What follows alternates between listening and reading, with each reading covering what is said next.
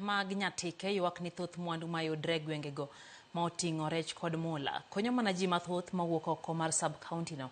Akoro gidwaro mondo mi piny owacho keto okenge mag neno ni mwandu go konyogi. Jafamara Jojuma nigi ler koa e kaunti ya Migori.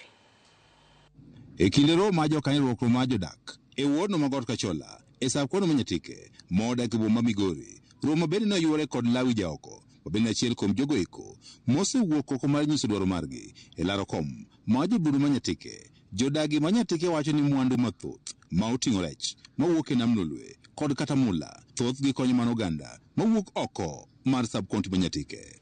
Dhogewa mang'eny wuok oko itero ge pinje moko iyang'o gi kuro gikonyo joma ne kono. Wan kaka Nyatike wadong' ma kata kaka wanyalo timo mago onge ne wagombo kata ne wadiscuss kama ne wadwaro ni mondo wachaki some industries moko ka modhiang' wanyalo yang'o ka recho wanyalo dang'o ka koka watere oko. Sama itimo mano biro yudo ka job opportunities ma jowa samoro ywago ni onge thoth jowa ibiro ndike farms go kata factories matimo mago.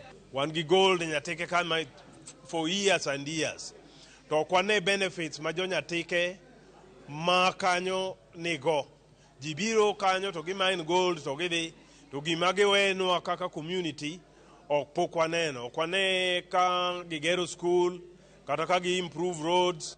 Giwadire mar piny owacho e gero gige machalo kaka kembe manyalo baro rech, keto kuonde ma kano rech kod mamoko manyalo chugo tije ne oganda osemiyo gin kaka Jodak ok gine ber malong' mowuok kuom mwandugi ma ode gwengego. Wan gi resources but we lack management mondo mi resources gi ogi kuom japiny ma kawaida mondo konyre.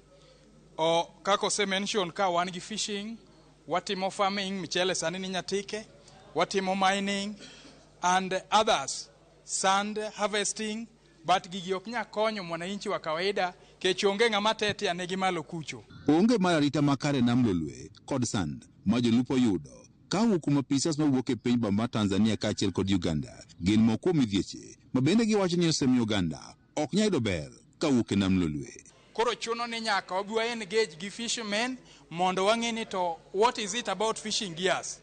Then dir nam kucho ka gidhi jowa pod imako gi jo Uganda gi jo Tanzania. To ng'ato luare nam kucho ji tho athoya simply wanyalo miyo gi jackets mabiro koro gi float. The jacket can only keep you alive for some time. Nyaka wabed gi search and rescue infrastructure mabiro konyo jo Nyatike ka gidhi lupo. Kada bende mondo mathoth yudore e gwengego mag Nyatike, jodagi ma Nyatike wacho ni gintiere kod apeyni maricho ma bende koro miyo gibedo kod pek kata timo ohala ka dwaro margi en mondo koro piny owacho koro resgi. Wa brainstorm mang'e en tang'o ma wanyalo timo mondo kony jo Nyatike ma kwa mako rech for example to wabedo gi rech manyalo chopo e chiro kapok gikethore. Mano biro dwaro refrigeration facilities. Ok Nyatike kuonde te nigi sitima to wabiro dwaro power mondo wabed gi refrigeration. Koro ne wa strategy ni to ere kaka gini some of this money can go back to help the communities. Kaluwore kod oro ma kinde ka kinde jodagi ma Nyatike e kind romo margi bende dwaro mondo koro piny owacho koro med kunyo yewni bende koro nyalo miyo gi pige ma ginyalo tiyo godo e chendego mag pur. Nyatike wapuro gik mopogore opogore to en rain fed, en wapuro mana ka koth ochwe to wadware yo moro ma ji nyalo puro kata ka koth onge. Sani opon nyoro ji puro to opon otho nikech koth onge.